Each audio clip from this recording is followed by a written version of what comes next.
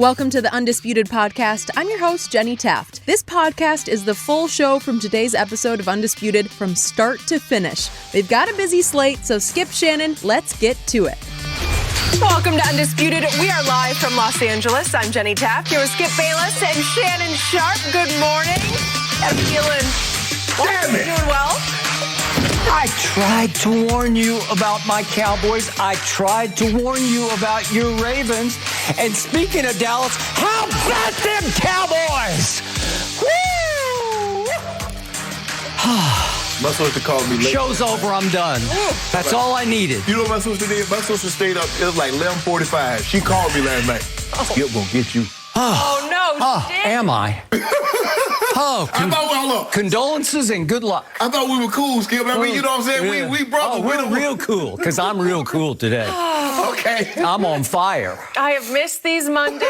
Cowboy win Mondays. It always gets interesting around here. You had a good weekend, Skip. Your Sooners, the Cowboys. We will get to last night's crazy duel between Lamar Jackson and Patrick Mahomes in just a few minutes. We got to start with the Cowboys. After throwing it all over the field at week one, Dallas kept feeding Ezekiel Elliott and Tony Pollard yesterday. The rushing duo combined for 180 yards and 2 touchdowns, despite not throwing any TDs. Dak Prescott orchestrated an 11-play drive to kick a game-winning field goal as time expired as the Cowboys beat the Chargers 20-17. So, Shannon, I will start with you. Scale of 1 to 10, how impressive were the Cowboys? My old college jersey number, 2. 2? That's all they get. What game were you watching? I watched the game that you watched. Well, what TV were you watching? You first of Wait all. a second. I got to ask. Can you go buy like a Cowboy hater TV No. that shows you a different game like they lucked into it? That's exactly. You mentioned it. See, you already knew. You know that was. Skip, look. The Chargers gave this game away. They had 2 TDs called back by penalties, cost them 11 points. When you look at it, they had 12 penalties for 99 yards. 11 of those penalties were on the offensive side of the football. The Chargers had 7 drives. Now, normal NFL game, there's normally about 11 drives. They had 7 drives. All of those 7 drives reached at least the 35-yard line of the Cowboys. If they kick field goals on all the drives, they win the ball game 21-20. Oh. So that's a landslide. No. But they would have won the game. It wouldn't have been a landslide. But Skip, they had 2 touchdowns called back with the proceed. And I think that's what drives the coach crazy, Skip. It's the pre-snap penalties. Holding, the one Jerry Cook got on Wolf Hunter, Skip, that was a holding. I mean, a couple of those calls, they were very, very obvious. Okay, I got no problem with that. You saved your quarterback. You didn't take the proper steps. Your technique wasn't good, and it got you in trouble from the start. Okay, I get those. But Skip, the illegal shifts, the illegal formations, the pre-snap penalties, you got to be better than that. You got to be, and the Cowboys are doing everything they possibly could to give you the game, especially that last drive. But that's neither here nor there. Skip, the Cowboys got off to a great start. 14 points in the first quarter. 13 first downs, a 15-play drive, 7 minutes to start the game. And I'm like, man, are you serious? And then all of a sudden, the Chargers settle in. And even though it was, the Cowboys get 14 points in the first half, in the first quarter, Skip, they only gave up 6 points over the last 3 quarters. So the game was right there for the Chargers to take. But it was those self-induced penalties that cost them the ball game. You can't do those things. You take 2 touchdowns off the board. You can't take big plays off the board. So for me, I'm gonna give them the 2, and I only gave them the 2 because they won. Because they wasn't overly impressive to me. Justin Herbert outplayed your guy, and you know it too, Skip Bayless. You know it. Don't you sit up here? Nah, don't look at that stat sheet. But that's okay. You know what today? I see one guy's QBR, my guy's was 42, your guy's was 34. So QBR says Dak outplayed Justin Herbert. 42? You happy with a 42? Well, it's not great, but it was good enough in the end to win the game. And by the way, my guy on the final drive went 5 for 5, and that equals $75 million man. He lived up to his money. All I'm saying Thank you. I gave you a 2, but I thought the Chargers did a lot of damage, self-inflicted damage that cost them to lose the ball game. It's your day. Enjoy your day. Yeah. Everybody has one, but your day is coming. And now it is my turn. I thought about giving my team a 10 for this, but a 10 would have been beating Tom Brady at Tampa Bay on opening Thursday night. So that forces me back one notch to a 9. This was a 9 on a scale of 10 when it comes to victories, because I told you all week it was against all odds. What happened all week long? What drove me nearly to the edge of the cliff? Every day, every hour, I looked at my phone and we lost somebody else. We lost another starter to injury or to COVID or to suspension, to the point that we were down 5 starters on defense alone. We lost both our bookend defensive end pass rushers. We were without our safety, Donovan Wilson. I can go on and on. We were without our right tackle, Lyle Collins. And by the way, our stand-in right tackle, I didn't hear his name called. Did you hear anything about Terrence Steele? I think the man of steel held up pretty well, didn't he? And we were without Michael Gallup, and I can go on and on. And this is the kind of what can go wrong, will go wrong for my team that would have crushed my team's spirit last year or the year before when we missed the playoffs. And somehow I told you that this team has a new fight to it. It has a new spirit. It got launched out of Hard Knocks. And I told you Dak is back. He's 100% healthy, and he is living up to the $75 million, because the pressure is off for him to compete against Jerry Jones in a contract impasse to finally get the respect he deserves. He was crumbling under the pressure to win the contract. Now he is skyrocketing without any pressure on his shoulder pads after he got paid and finally got rewarded for what he has achieved for this franchise. So all of a sudden, when the pressure was highest yesterday, he was at his greatest. And I look at my team, and I told you, this is the wounded tiger theory, where you have to just rise up and everybody has to play a little bit over their means. And that it's an old theory from the early NBA days that I covered back in the 1970s. Beware the regular season team that seems like it has no chance because of injuries or suspensions or COVID. And here we came right out of the gates, as you just said. We went 78 yards in 15 plays. That didn't happen. Dak was on an historic pace of throwing for 1 billion yards on 1 billion completions, as we talked about on Friday over the last 5 games, and they were lucky to win 1 of the 5 games. Right. It took a lucky watermelon onside kick against Atlanta for them to pull that game out 40-39. And it was because Dak always started slowly, and they dug holes they couldn't dig back out from under. The point was they took it right down the Chargers' throats without, just completely undermanned, with no chance. They took it all the way home, 75 yards, 78 yards, 15 plays, and all of a sudden it's 7-0. And before the first quarter ended, you mentioned it, we piled up 13 first downs. Do you realize that tied an all-time NFL record for the first quarter? Is that not flipping the script from the way we used to start games, where we'd fall tragically behind and not be able to, and Dak would throw for 1,000 yards in the fourth quarter that you would dismiss as empty calories? Am I right? They were. Okay, so here they came. And what did I predict on Friday? I said, we will balance it up. 50-50 run pass, and I even underestimated that. Do you realize that we ran it 31 times and we threw it only 27 times? The Dak Prescott, who threw 58 passes at Tampa Bay, while we ran it only 18 times, just threw it 27 times. That's less than half what he threw at Tampa Bay.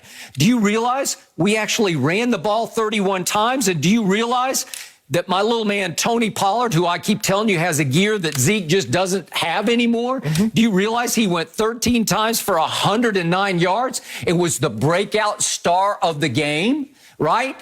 And do you realize that a man that you loved before the draft even more than I did, Micah Parsons, what did I say? What did I predict had to happen on Friday? I said he has to put his hand in the, so to speak, dirt. He has to get down in a stance as a defensive lineman, a defensive end, a pure pass rusher. What did they do right from the start? They just put him right down, and they moved him all over the line, but they put him down at Randy Gregory or DeMarcus Lawrence, or even sometimes from the middle. He was wreaking havoc. Yeah. As he said after the game, there are a lot of tired guys over there trying to block me, and that is exactly right. Sometimes they blocked him at the expense of somebody else getting loose. Well, the thing was, Skip, is what they did. They found a weak link. The right tackle, Balaga was out, gone. And they put the backup in there, and he wore him out. He was inside, outside, spinning him like a top. Okay, so we wind up with 198 yards rushing. Who saw that coming? No. A team that is just pass happy to the point of being pass nutty, right? We ran the football right down their throats. We took control of the game early, and then we took back control of the game late. That's how you win games on the road. My quarterback won for the first time in 7 road games. He was 0-6 in his last 6 road games, and he finally broke through and deserved to win this one because he took it over late. And here's a little stat for you. My team is now 25-0 under Dak Prescott as a starter when they run more than pass.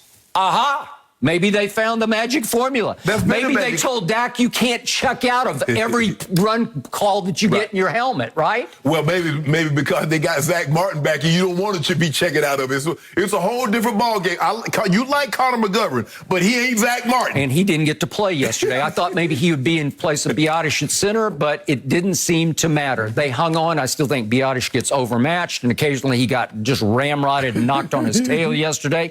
But it did not matter. And my defense continues to make plays when they absolutely have to be made. Could we see what my man Trevon Diggs did just shock me in the first quarter when out of nowhere, I thought, here comes Justin Herbert. He went 20 yards and 22 yards, and I thought, oh, he's just going to march down the field. And here's Justin Herbert to Trevon Diggs. He just snuck right in front of the receiver and just snatched it. Now, that's a Pro Bowl play to me, right? Yeah, absolutely. That's a kid. Undercut it, Roddy knows he's running the deep over. Look, undercut it. And he got him, and he caught it. Got it. And a lot of DBs can't catch that ball because that was a really good catch. Am I right? Yep. Okay, so then Dak comes right back, not to his credit, and just when I think we're just going to storm in for 14-0, and he throws an inexplicable interception. 6:09 in the first quarter, if we could see this.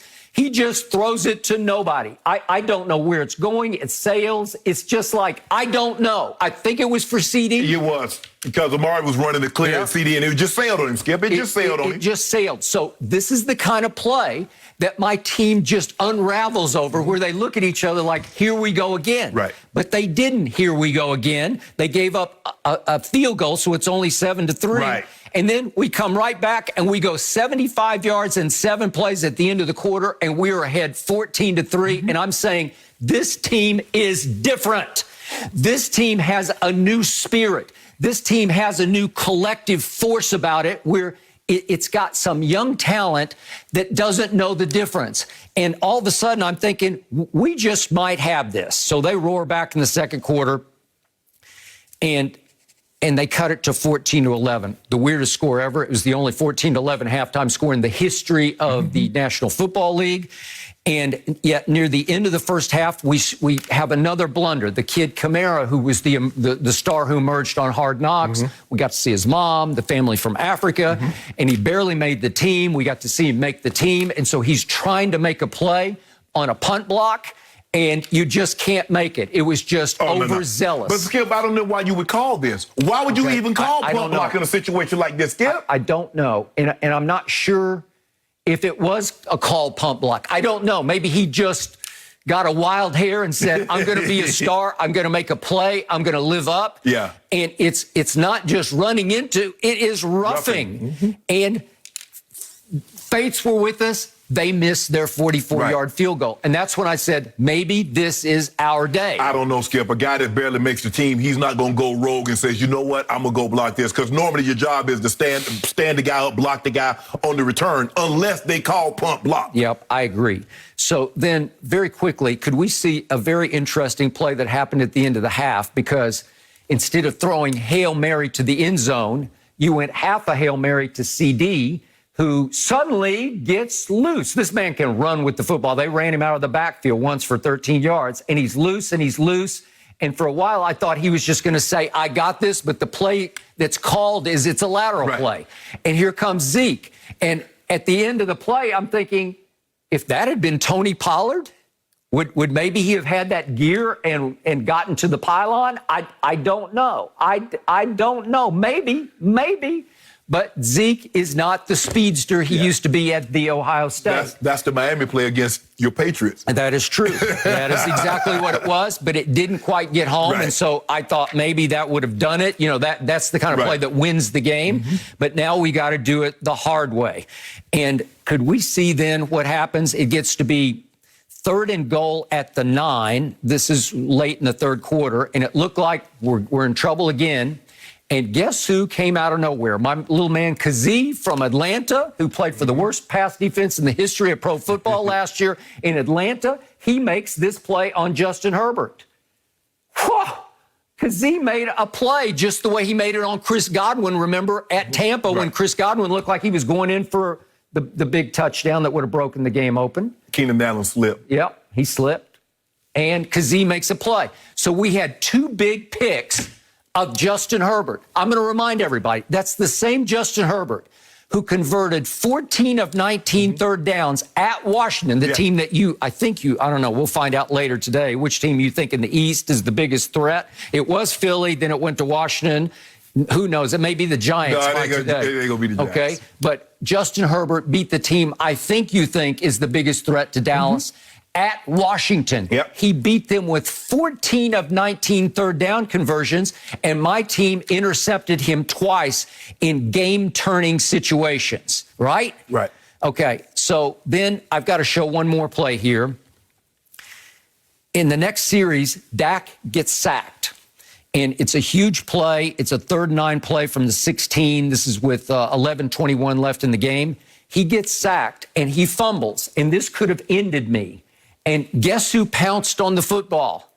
My Hall of Fame bound guard, Zach Martin. He makes the play of the game for me because if you don't fall on this ball, I think we're cooked. Right. Speaking of Jared Cook, who we're about to get to. But I thought we were cooked. And Zach Martin says, I got this. And that set up the ability to kick a field goal that gave you the 17-14 lead. And you also lucky, Skip, what happens normally when guys get like that? They get rolled up from the back. Usually they do. I would agree with you. Okay, so now speaking to Jared Cook. And by the way, Jared Cook, he's the biggest mystery in the league to me. He's now on his 6th team, and every time I see him, he's just making plays. He makes plays all over the field. He has killed me time and time again, and he's on his 6th team. I don't understand it. I do. Do you? I do. Because? Because his football, his football IQ is not what Skip. When I mentioned the penalties, Keenan Allen got a penalty for taunting. Yep. He got a penalty for taunting. Skip, if you look up the definition. Okay, but that didn't even matter. The taunt, he did taunt. Right. But before the fact, there was an illegal shift. Okay, so let's go to that play. It's 1st and goal at the 2-yard line? Yeah, 1st and goal at the 2. And they get called for an illegal shift that was not explained. So I don't even know what happened, but it has to be Jared Cook. No. At the top of the screen, Skip. Do you think so? Go back. If you can get it. Let's see it. Because the guy's in motion, and he's still stepping forward. Okay. And you got to come set. It looked like Jared Cook was not set. Look at the guy at the top. See? Did he back up a little bit? Yep. But I thought Jared Cook, watch 87 in the slot, he sort of leans forward like he didn't get set. I'm not sure. Watch Jared Cook. Bro, did he get set? I don't know. But here's the thing. He can look at the guys at the top of the screen and see they're moving. You stop. Okay, then you start to move again. I got it. So was it a fair call is all I know, because at first I couldn't find it. No? Yeah, it was a fair call. It was an illegal shift, Skip. You got 2 guys moving at the same time. Okay. And neither guy came set. You got to come set. Now, if Jared Cook when Jared Cook starts to move, look at the guy at the top. Now, if he stops, now the guy he stops and the guy at the top is still shuffling. So I thought I was cooked again, and all of a sudden, it's a 5-yard penalty. Right. Which leads to Micah Parsons.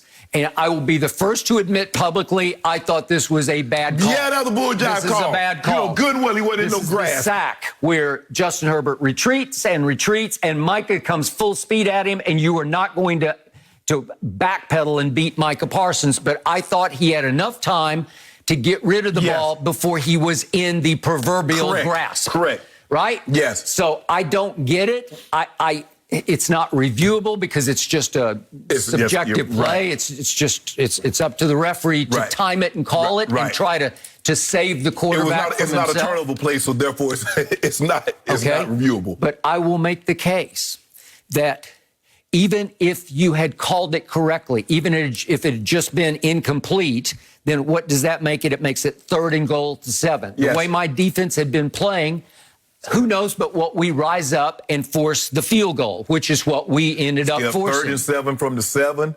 3rd and goal from the 7 is a lot different than 3rd and goal from where it was, the 22, something like that, because it's a Well, they just had to give it up. He just had to toss it to Eckler and get some yards, and then they kicked a short field goal. Right. It was only a 29-yard field goal. Right. So either way, I don't think that lost the game or won the game. Well, I like the chances better from the 7 as opposed to 22. Okay, so then here comes my man, Dak Prescott, Dakota Rain, R-E-I-G-N Prescott.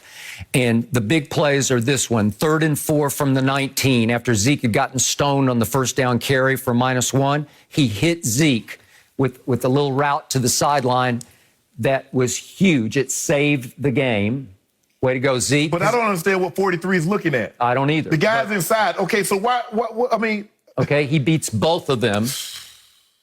And that's all we needed. You got the flag. We are back in business, and now it's time for my man Amari, who has never been a road warrior, and he road warriored up. Because this is the only play you can remember he had. That's the only play of the game, but it's a beautiful pass between 2 defenders, and he sucked it up, and he held on, and he caught the ball, and they say he's got a rib injury from it. They didn't touch him. They didn't even touch him. Come on, Amari. It was a tight catch in traffic that is droppable. Yeah. It's droppable because for him, he's not the mentally toughest guy. There's so much traffic, you could bobble that one.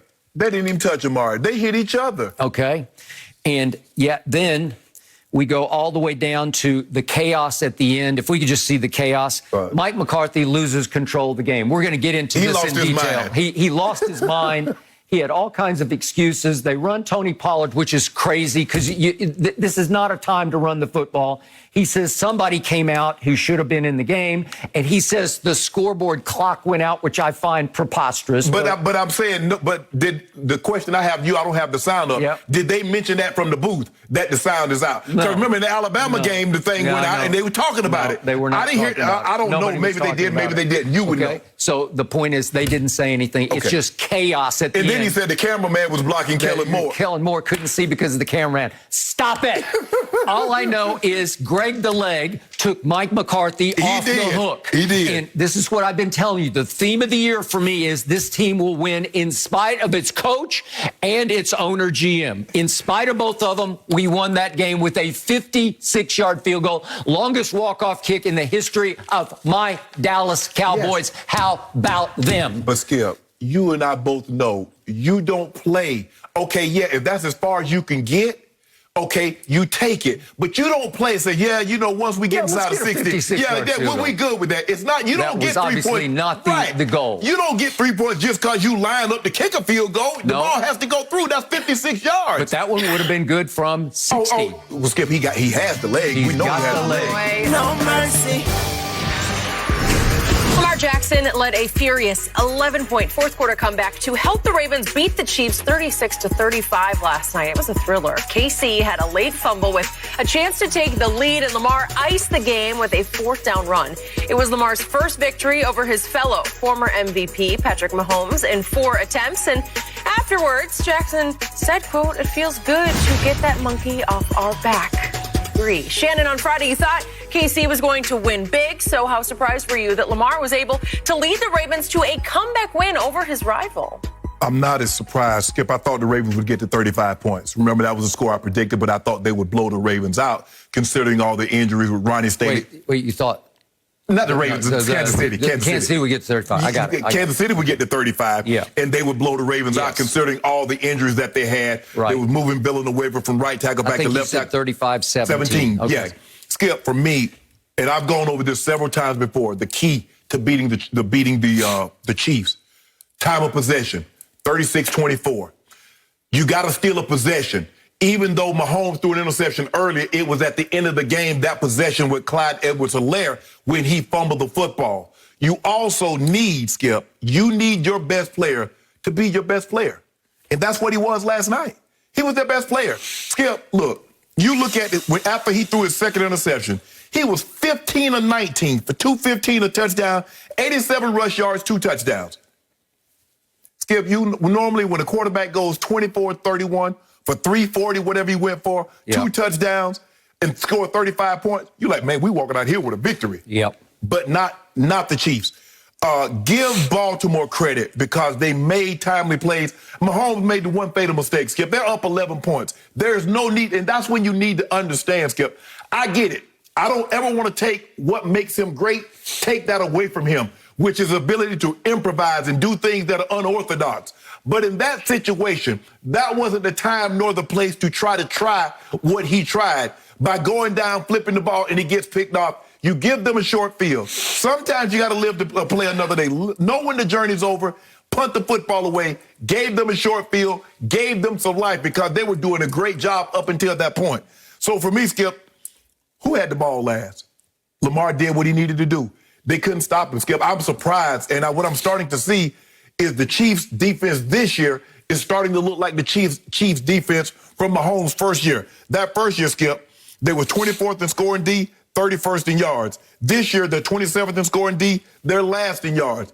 And even Patrick Mahomes playing at an ungodly level. I don't know what it's hard to overcome that. He's done a great job of masking just how poorly that defense is. Aaron Rodgers, over years, have done a job of masking how poorly his defense played. But, Skip, I want to give Lamar credit. See, I don't have a problem. I think Lamar is phenomenal. My only problem with him is consistency. And what did we see last night? Skip, this was as consistent as he's ever been. Lamar Jackson won an MVP unanimously. It's hard for me to go back and look at his games and say he played any of those games any better than what he played last night, given the magnitude and the stage in which he was on. He was sensational.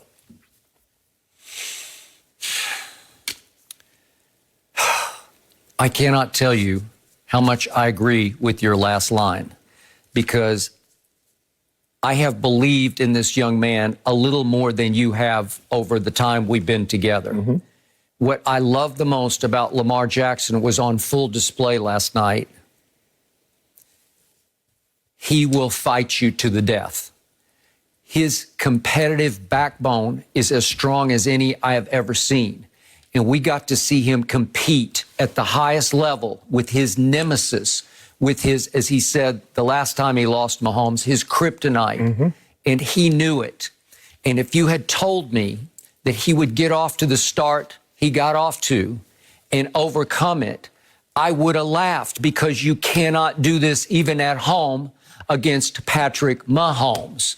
You cannot do what he did to start with, which was, if we could see the tape, please, he overthrows Hollywood Brown. He's got him for a touchdown. This would have just rocked the house. This would have brought the house down. This is the second play of the game, and he just airmails him by a good 5 yards. Right. And at least he overthrew him, but then there comes the pick, and it's to, you know who it is. Honey Badger's back from COVID, and he takes it all the way home, as he often does. And then here we go again, and he throws another one. That's in the triple cover. I know. This is a bad idea. It was bad from the start. It had no chance to little Marquise Brown. He's a little guy, and he's triple covered. So here we go. Overthrow. That's a touchdown if you hit him in stride. Right. And then that's I thought Sammy Watkins slipped a little bit on the play, but still, it's just not a good idea. And the other one's a really bad idea. This is his worst decision of the night. Okay. If I had told you going into the game that that's how he would start, you know what you would have said. It's a rout. Blowout. Yeah, it's at least 35-17, if not worse. Yeah. Because what do we always say about Lamar and company in the offense? It's not built to come back, especially on Patrick Mahomes and Kelsey, who were just both sensational for much of the night. And the first touchdown pass that Mahomes threw kind of crossed his body to Demarcus Robinson in the back of the end zone, if we could see that. This is like, it's a gamble. It's a little bit of Mahomes at his best and his worst. He just kind of flips it sidearm, falling sideways, and He got away with it because it was on the money against their remaining best corner who could not quite get there. Marlon Humphrey just couldn't quite get there, and Demarcus Robinson hauls it in. And when you're doing that, I'm thinking he's unconscious.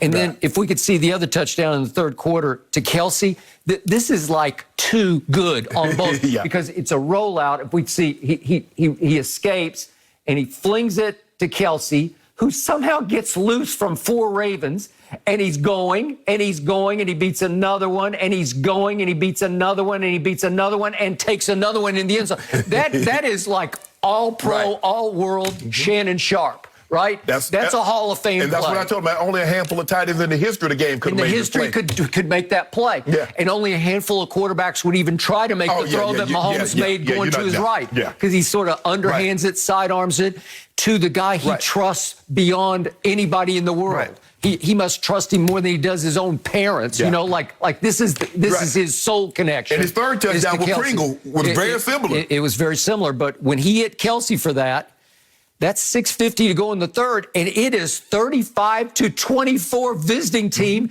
And I thought, Lamar, you just went 0-4 against Patrick Mahomes. And here he came, fighting the way you will rarely see a quarterback fight, because this quarterback can do it both ways. He can beat you with his arm, which we see. He won an MVP, often with his arm. Right. Like you've question is consistent accuracy. Right. But he did win the MVP. Yeah. And when push comes to shove, literally, when it becomes a street fight, he will just say, I will beat you with my legs. Right. And I love our man Michael Vick, but I have never seen anything like this man running the football. It's crazy. Because he's so much bigger than Michael and so much more physical than Michael. And again, I don't know how many years he's got playing football the way he's playing it, but he didn't really put himself in terrible harm's way. Right. I didn't see him get into a situation where I thought, oh, Lamar, that took a year off your career, right? Right. But he's doing a better job of getting down and getting out of bounds. Occasionally last night, he tried to run somebody over. I was like, Lamar, you don't need to do that. Okay, but he's just trying to get them back in the game, and here he came. And the 2 touchdown runs, if we could just see him back to back. Right. The first one is on 51, that the guy, what's his name? Donnan.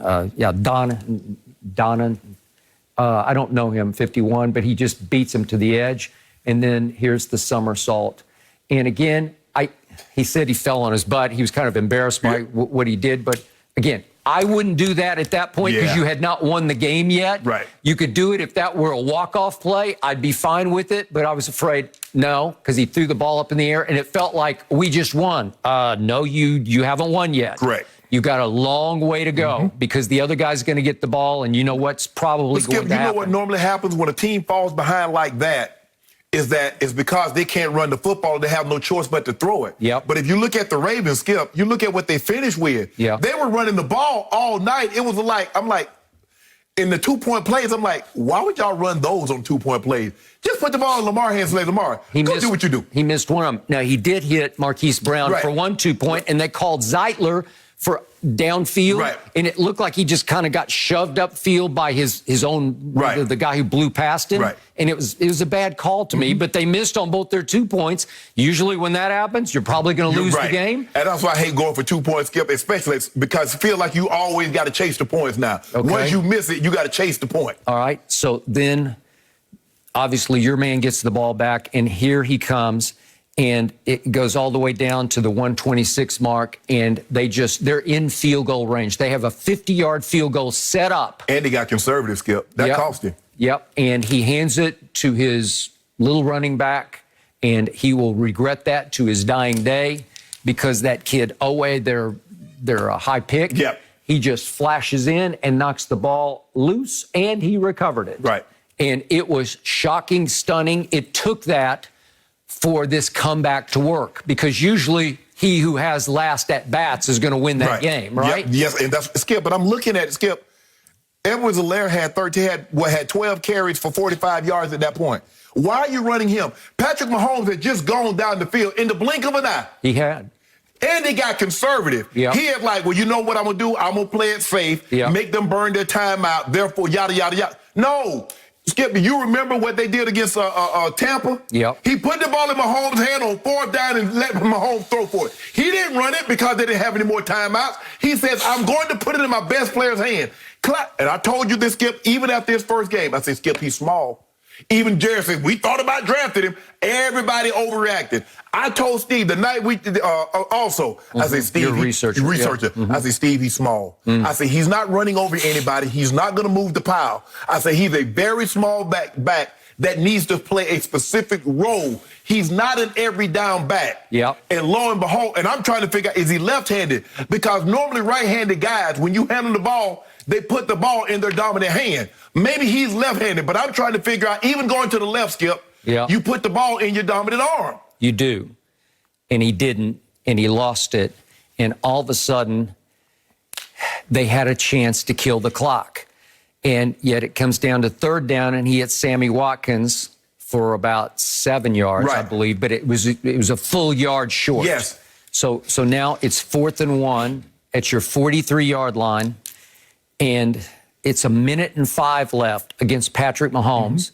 And I love John Harbaugh. I wanted to just reach in and hug him for doing this. Yeah, I ain't giving that ball back to Mahomes. Because he just knew, I'm not giving it back. And he said, I asked Lamar what he wanted to do, but he said, I know what I wanted to do. I just wanted to hear that he wanted to do what and obviously Lamar said, hell yeah.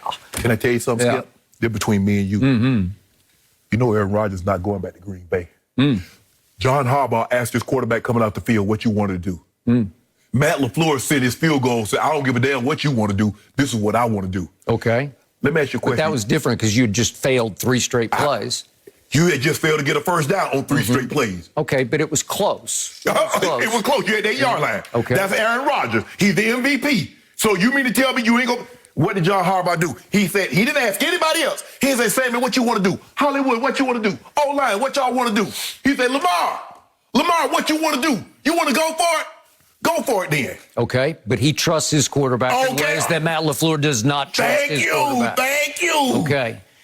And to Lamar's credit, they just call sort of power left. Yes. You know, it's just, you can call it, it's almost like a wildcat play, right? Yeah. It's an empty backfield. I mean, your fullback weighs 300 pounds, so you basically got him off his line. Right. And you just hammer it up inside. You block the heck out of him, and he makes sure, Lamar did, that he got about 2 yards, and the game was over. And it was beautiful to watch because I don't see that happen enough in this league. No. That is playing to win. That is playing to put the ball in the hands of your best player by far. You're not going to trick him. You're not going to get cute. No. You're not going to run zone read and let him have to make a choice. No, you just said we're coming right at you, and the game's going to be over. Also, Skip, you remember down at the goal line, the center snapped it, and Lamar had to grab it with one hand. That could have been disaster. Yep. But Skip, when you run the ball 41 times for 251 yards and over 6 yards a clip, and then your quarterback goes 18 of 26 for 239. Yep, and he tacks on 107 running. Skip, that's the thing. You're going to lose. Even the great Patrick Mahomes, if you let a team have the ball 12 more minutes than you let a team go for over 250 yards rushing, you let a team convert. Patrick Mahomes, they were terrible on 3rd downs. They were 1 for 6. Yep. That'll get you beat. It will. That'll get you beat. Because as great as you're playing, you need to stay on the field and finish off some of those drives. But I thought in that situation, Skip, Andy got conservative. Something that Andy Reid is not known for. He got conservative. Yep. He handed the ball to it. Skip, I can see Lamar Jackson and them handing the ball off. I get it. Yep. You're getting 5, 6 yards a clip. You're getting 2 yards a clip. Defensively, Skip, do you realize that they had the Ravens twice at 2nd and 20 plus? And each time the Ravens end up making it 3rd and short?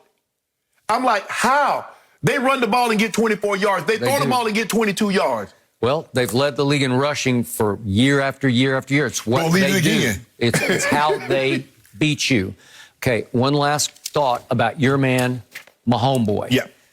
The game actually turned. The momentum turned on his interception. Yes, it did. Absolutely. And again, he did a lot of great things in this game, but that was 3rd and 12 at the 49-yard line. And because he's got the greenest light in the history of optics, that he says, I'm going to try this because I've done this before. And if we see it one last time, he's falling down, right. and there's no need because you have them 35-24. Right. You just force them to punt. So punt the ball, pin them deep. Okay, you're good. And we don't have it right now. But the point is, it was awful. Yeah. And it turned the momentum because I think it sent a signal to the home team that, hey, wait a second. He's human. Yeah. Oh, really? You're capable of doing that? And here they came. And finally, they lived up to your man, Ray Lewis, who opened the game. I don't know if you saw it. He was back. Yeah. He was in all his glory, and he did his Ray Lewis dance. Yep. And when I saw that, I thought, there's no way they can lose this game. And get everybody. You see Patrick Mahomes, he was hyped on the sideline watching it. I thought it might have hyped Kansas City more than it hyped. It does a lot of teams. They get hyped. Woo. Because what did Pringle do? Pringle actually did the dance once he got in the end zone. He did. Well, there you go. Way to go, Lamar. As he, first time in 4 games, he finally beat Patrick Mahomes. Yeah, Skip, I mean, you got to give them credit. But I thought the game, as you mentioned, it turned on that interception because you gave them a short field, and I believe Andy got conservative. Something that we don't know Andy Reid to be. Yep. He hands the ball. I'm trusting Patrick Mahomes. I'm trusting Skip. You've turned the kingdom over to him from the day you made him the starter. Yep. You turned it over like. You don't throw for 5,050 touchdowns without having a green light. You let him do all that cross the body, the no look. You don't reprimand him for that. No. And in a situation like this, you hand it to Allaire, who's barely getting 3 yards a carry? For what? Because you're playing conservative. You're playing like, if worse come to worse, we'll kick the field goal. We still have no. What a comeback. That was unbelievable. Yep. Give the Ravens their credit. As you mentioned, they were undermanned. Yeah. But Lamar Jackson was sensational.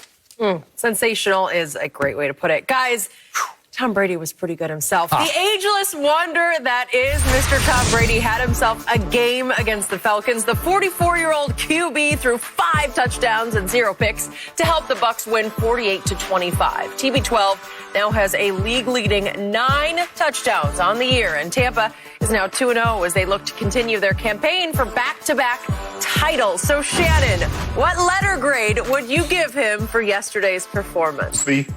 Every quarterback that has a 1 to 19 number is going to put up those kind of numbers against the Falcons defense. We just saw Jalen Hurts last week go 27 to 35, 264, and 3 touchdowns. And we thought the Eagles. And I said, Skip, I need to see a little bit more because I know the Falcons are bad, especially offensively. Mr. Blank will have to make a decision with Matt Ryan, too. I mean, I think he might have got rid of the wrong guy. Julio might have should have still been there. But we'll talk about that. I'm sure we'll talk about that in the future at some point in time. Skip, 3 of Brady's touchdowns from inside the 3-yard line. You hate that. You say you hate when guys get those 1-yarders and things of that nature. You say you hate that. I mean, that's what you told me. You hate that. I hate running backs. Just getting a 1-yard touchdown. It's like after a 64-yard pass and it gets tackled at the 1. So what about a 1-yard touchdown pass? Well, you know how hard those are to throw? Because all day yesterday, I sat and watched teams not being able to get it inside the red zone. You just can't get it in. And he is automatic in the red zone. Look, the game was pretty competitive until on back-to-back possessions. Matt Ryan threw pick 6 interceptions to that Mike Edwards. Yeah. But Skip, I can't. Like I said, I believe every quarterback that has a pulse, if he's breathing, at the time that he takes the kickoff and plays against the Falcons defense, these are the type numbers they're going to put up. Because we saw Jalen Hurts do it, and we also saw Tom Brady. And Tom Brady's number, actually, Hurts had a high completion percentage with 2 fewer touchdowns. But, Skip, I can't give him anything but C. Against the Falcons. Now, had he done that against Dallas, even though I don't think Dallas has an outstanding defense, Skip, I would have given them an A.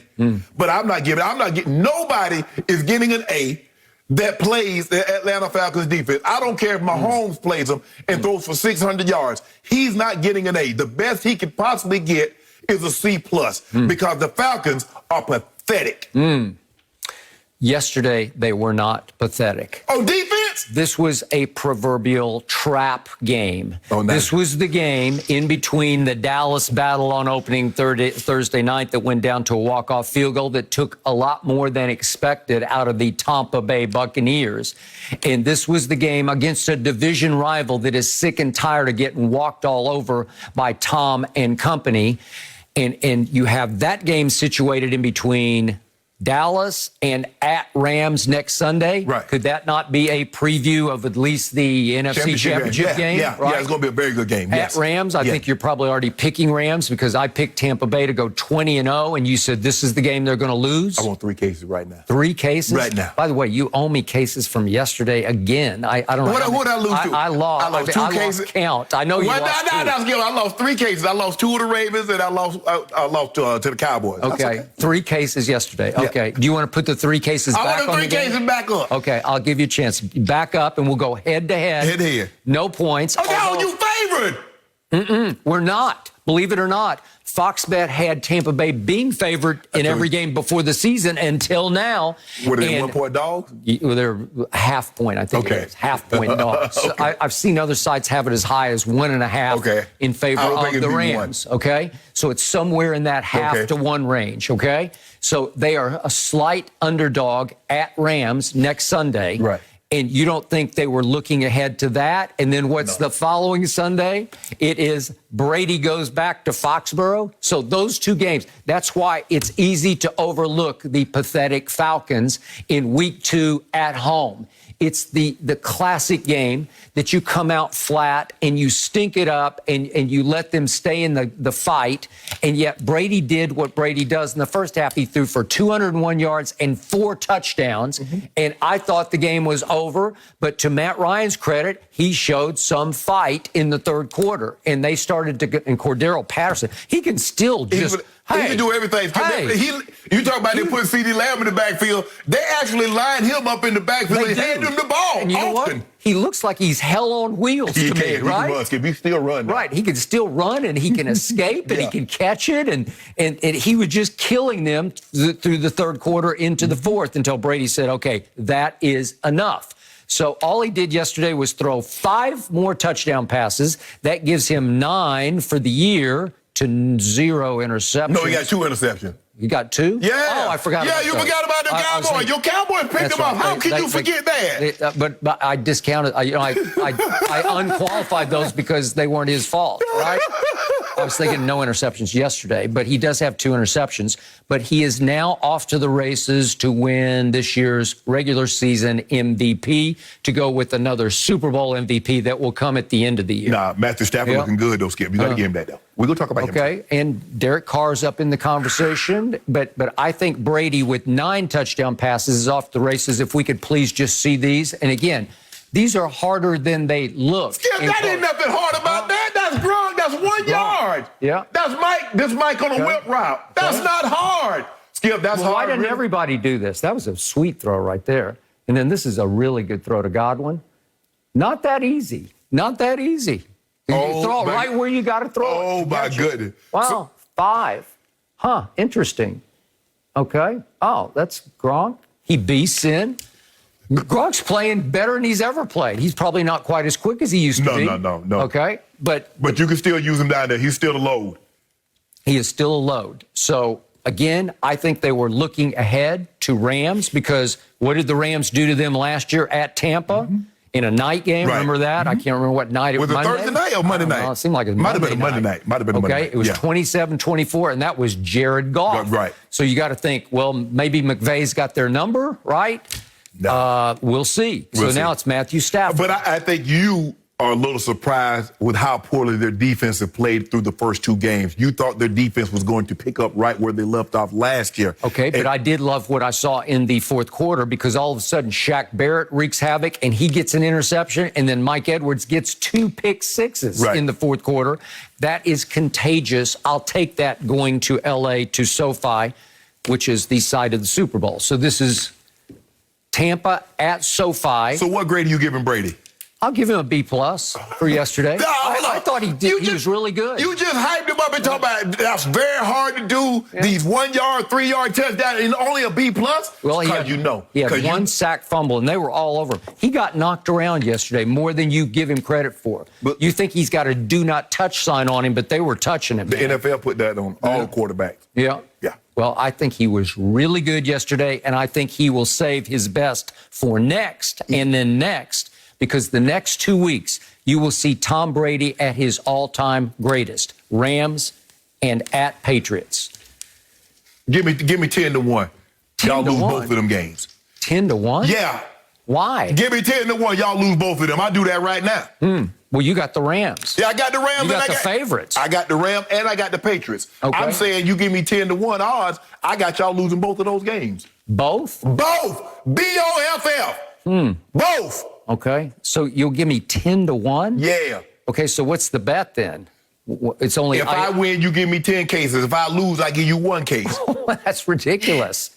I mean, why would I do that? Skip, I need more than that. You go to get a rookie? Okay, I'll do 10 cases to 5 cases. You want to do that? 10-2. No, Skip, hold on. How is that fair? Because you're going to be an overwhelming favorite at New England. He's going back home.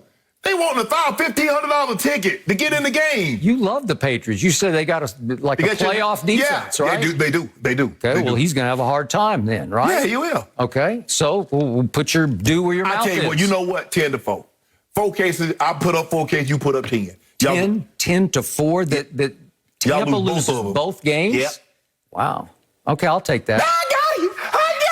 I've been waiting on this one. That's the one I've been waiting for. That's what you said last Friday. What I've been waiting for. And you lost both times. I'm going to get all of them back. What do I always tell you? Every bet you propose, you lose. No. Thank you. So guess what, Skip? We already got 3 cases bet on this one. We already got 3. So I'll be free and clear. And then after y'all lose this one and then lose next week, I'll be up. You'll be up. You're only like 40 down, but that doesn't matter. We don't need the dancing, Shannon. I'll be up. Just like that. We don't need it's so easy to take advantage of. No, I feel bad for you. No, don't feel bad for me. Okay. Now, when you come I have sympathy for you. When is this game? Next Sunday night? When is this game? At Rams? Yeah. I'm not sure what time it is. Is it Sunday night? Late Fox. Late Fox. Oh, boom. Hold on. You know what? Let's go to the game, then. Yeah, go to the game? Yeah, let's go to the game. Let's go to the game. Field trip. I would love to go with you guys. You want to go to the game? No, I'd rather listen to Troy on the game. I'll keep you guys apart. That could be a great time. I don't think anyone's going to go. Just throwing that out there. If you want to go to the game, you know, I can make that happen for you. You get to see Tom Brady. I'm happy just to sit back and watch. No mercy. Las Vegas raided Pittsburgh as they came away with a big 26-17 road win. Derek Carr carved the Steelers up for 382 yards and 2 touchdowns. And after the game, John Gruden spoke glowingly of his veteran QB. Take a listen. I just let his performance speak for itself. I've been clamoring about Derek Carr since I've been here. So hopefully he gets some recognition for doing what he did today. You know, he had some long drives. He was big again at the end of the game against 2 great defenses 2 weeks in a row, and it's a big reason why we've been able to win. Good point, Shannon. Was yesterday more about the Raiders or the Steelers? Hold on. I know this ain't the same guy that's been dying and itching to replace Derek Carr, and now he hopes he gets some recognition. He's been clamoring for him? That man ain't been clamoring for no recognition. Clamoring? He's been wanting you to accept him as your starting quarterback. In other words, he's telling you he's Jennifer Holiday, and you're going to love me. That's true. After 2 games for throwing for over 4, basically averaging over 400 yards passing, you're going to love him. You don't have a choice, John. Derek Carr said, what else do I have to do? What else do I have to do to get you to embrace me? Put both arms around me and stop looking. You got a wonderful woman, has a great job. She does everything you ask, but you constantly looking on the horizon like, damn, Aaron Rodgers would sure look nice. Man, I sure wish I had Justin Herbert. Oh, I wish I had that one over there. You know, this Mariota, he's something, you know? Oh, yeah, this Mariota, he'll gut you. He'll gut a Mariota, he'll gut you. Well, I think he was going to go heavy to Mariota until he pulled up lame. Exactly, after that long run. Yep. Skip, look, the Raiders couldn't run the ball yesterday, especially with Josh Jacobs being out. And so basically they were reliant on Derek Carr to do what he did. And he did a number again. Ruggs is starting to show again why he was selected with the the 11th overall pick. 5 catches, 113 yards. They did a great job of neutralizing Darren Waller, knowing that's his primary target. He's going to throw him a bunch of targets, but they did a great job of neutralizing him. But Ruggs has that Tyreek Hill type speed, Skip. You got to know where he is at all time because he can take the top off. Yep. And Minka Fitzpatrick got a little nosy just one time. Yep. And before he knew it, there's nothing he could do to recover. Derek Carr was sensational. But, Skip, I told you, don't jump on the Steelers just yet. Ben cannot push the ball down the field. And they still don't run the ball. Najee Harris like, man, I should have stayed at Alabama because the holes I had at Alabama are a lot better than these holes. I'm going to give the Raiders credit, Skip. I never thought the Steelers were as good as a lot of people build them out to be, especially after going to Buffalo and beating Buffalo, because I felt that was more about what Buffalo didn't do as opposed to what Pittsburgh did do. But Derek Carr was phenomenal. And the AFC, though there's something going on out west, the NFC West and the AFC West, Skip, that thing's going to get very, very, very, very interesting. But Derek Carr was sensational yesterday. And I'm surprised the Raiders, I definitely didn't think they were going to beat the Ravens. I'm surprised they're 2-0 right now. But they look like a major player, Skip. They are a major player in the AFC, especially after what we've seen over Kansas City the first 2 weeks, the vulnerabilities in stopping the run. And because they were on the cusp in week 1, they could easily be 0-2. So the Raiders said, you know what? We got to forget wild card. We're a player in this division now. That is correct. Which is why last week when we discussed the Raiders, I said they will make the playoffs out of your division. And you said, over who? Well, they're just that good. I don't know how it's going to shake out, but I think they'll wind up being a little better than your Broncos, who are off to a We're about to be 3-0 because you know what we got next week. We got the Jets. You got the Jets. So you probably will be 3-0. And Teddy Bridgewater is being Teddy Bridgewater. I mean, he's bridge over troubled waters, right? And a defense looking good. The defense is looking great. I give you that. And Teddy won't get you beat, but will he win games for you? We'll see. The question is, can he win games he shouldn't win? Now, he's beaten 2 teams, the Giants and Jacksonville. We expected him. But what about Kansas City? What about the Raiders?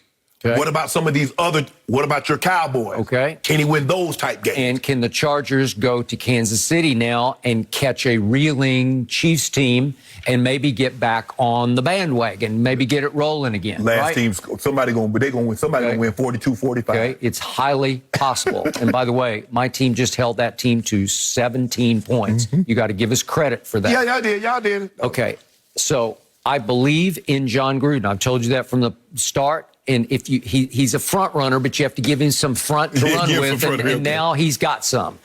I'm starting to believe in Derek Carr because if you look at his body of work over his career, he's had a bunch of comeback wins with late bomb passes, right?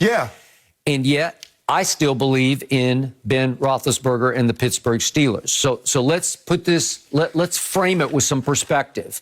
You realize I was a little surprised at kickoff. Devin Bush and Joe Hayden could not go with some kind of groin pulls. Okay, so they're gone.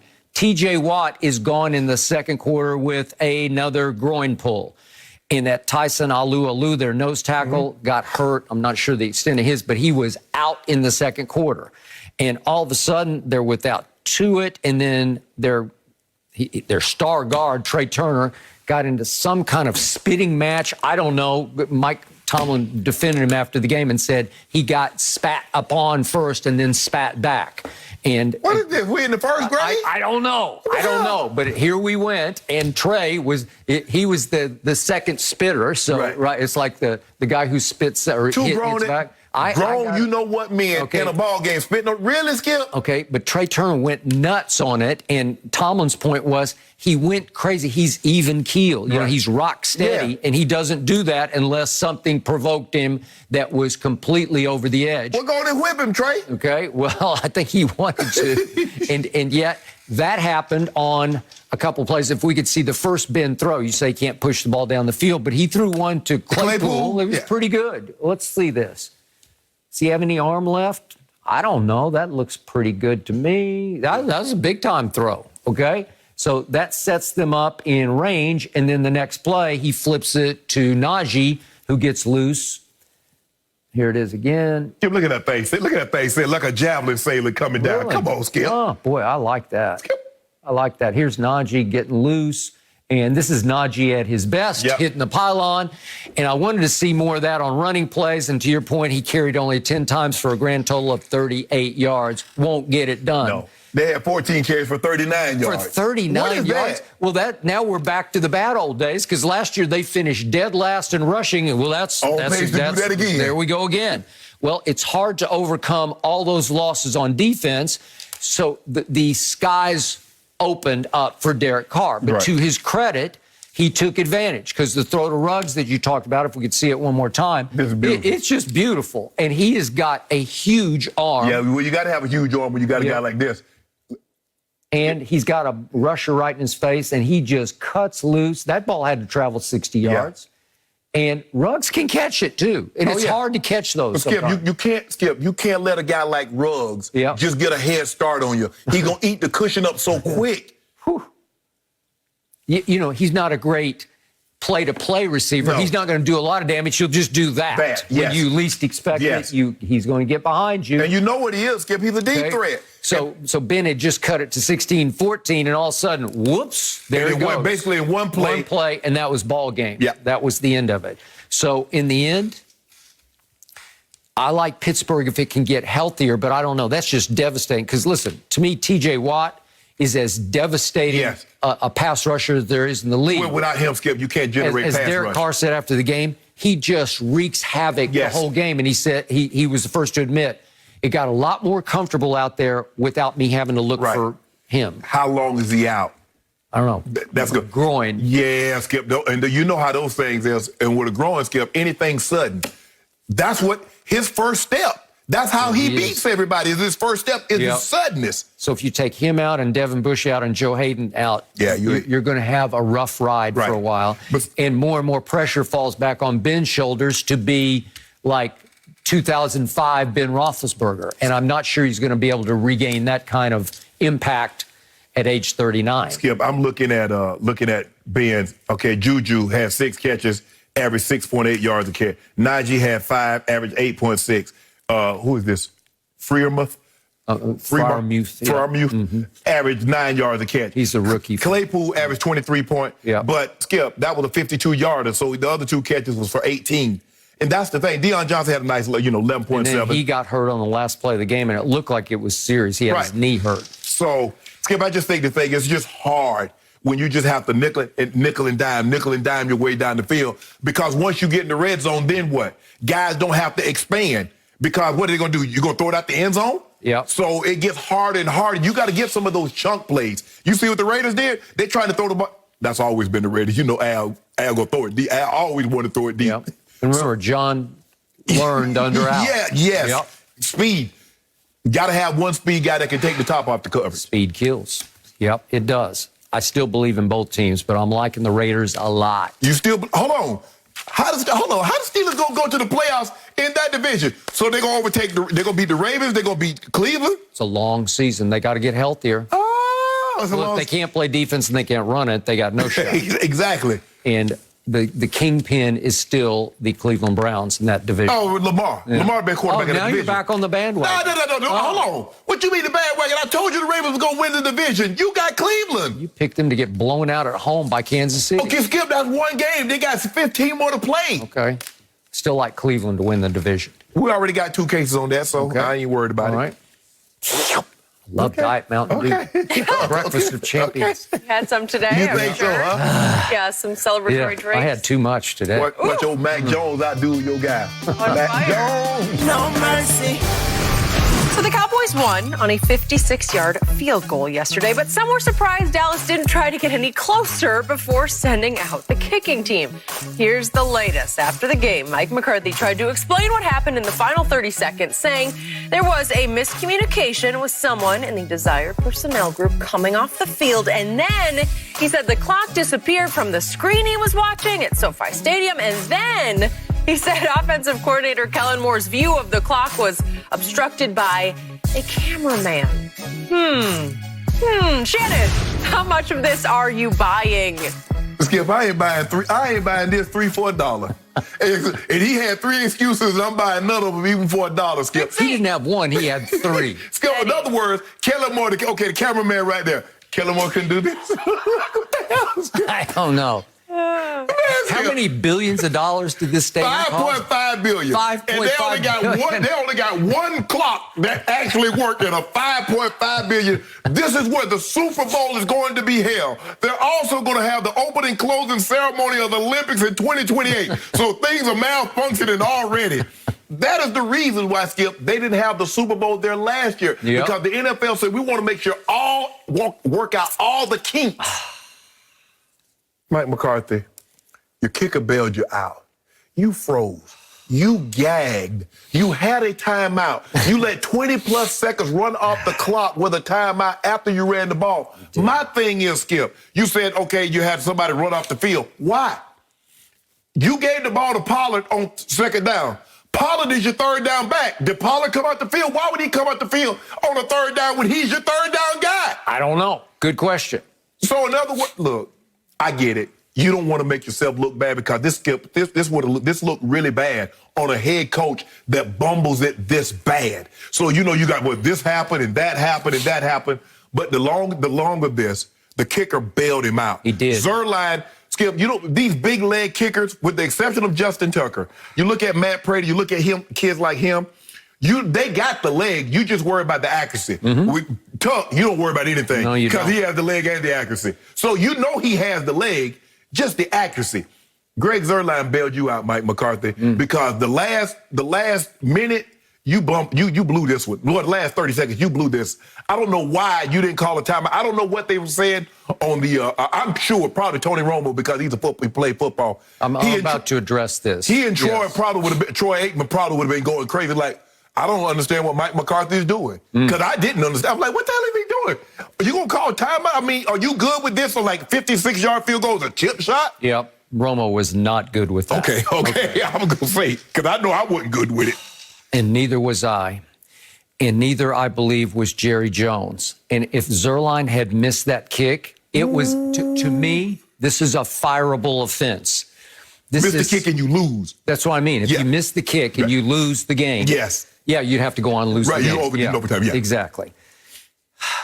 Look, I lost so much respect for Mike McCarthy through Hard Knocks because he got exposed. Unwittingly, he got thrust into positions that are not his strength. Yes. He tried motivational speeches before preseason games against Arizona that fell flat.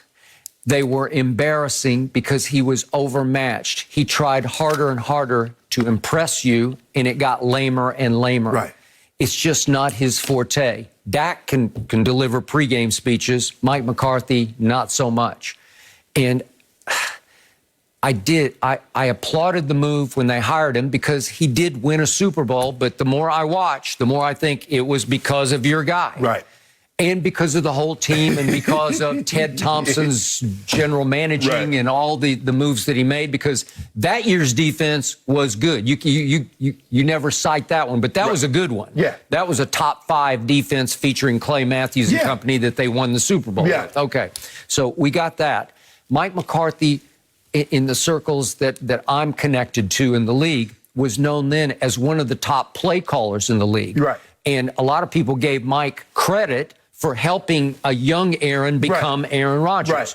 Well, he doesn't call the plays here, which is mind-blowing to me. Right. And not that I don't love Kellen Moore, because I do, but why would you hire this man? Because he's not a commanding officer type. Right. He doesn't have great charisma as a natural-born leader. So why would you put him in charge of a team unless you let him do what he does best, which is call plays? Right. And if you that's probably one of the things that he told Jerry. I called the plays. That guy won 2 MVPs, won a Super Bowl MVP. I was calling those plays. And if you had hired him and said he's going to be our play caller and we're going to let Kellen go, and Kellen goes somewhere and becomes a head coach, I would not have blinked over that because that's just part of the package. Right. He's done this at the highest level. You have to let him do it again.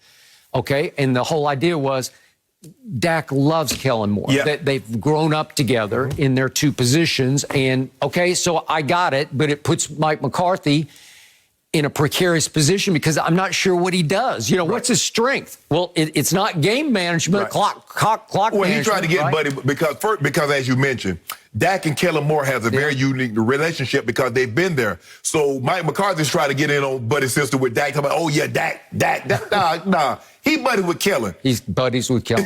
That's his guy. He believes in him and he does. lives by him. But I was Skip. Remember, I told you. I said if Mike McCarthy's coming in and he's known as a play caller, if they keep Kellen Moore, he has to call plays. Why else would he stay if he's just going to be standing there on the sideline doing what?